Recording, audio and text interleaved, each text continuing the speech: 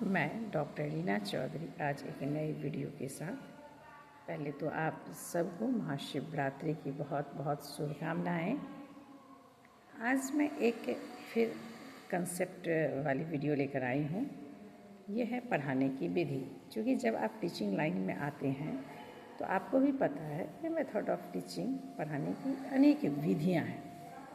उनमें से एक बहुत ही कन्फ्यूजन वाली विधि है इंडक्टिव एंड डिडक्टिव मेथड, आगमन और निगमन विधियाँ। आज मैं इस पर ही आपसे बात करूँगी।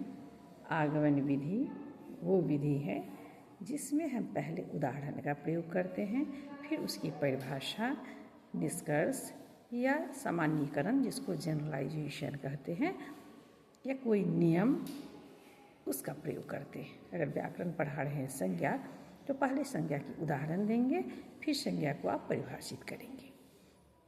और इसलिए विभिन्न उदाहरण जो है वह विशेष संदर्भ में दिया जाता है, इसलिए इसको आगमन विधि कहते हैं।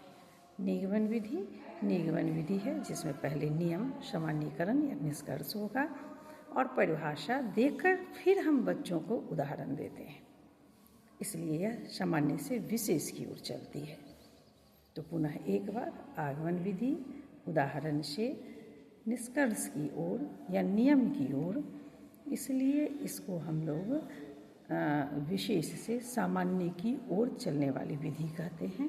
जबकि निगमन विधि पहले नियम या परिभाषा या कंक्लूजन, फिर उसमें से हम उदाहरण देते हैं, इसलिए इसको सामान्य से विशेष की ओर वाली विधि कहते हैं।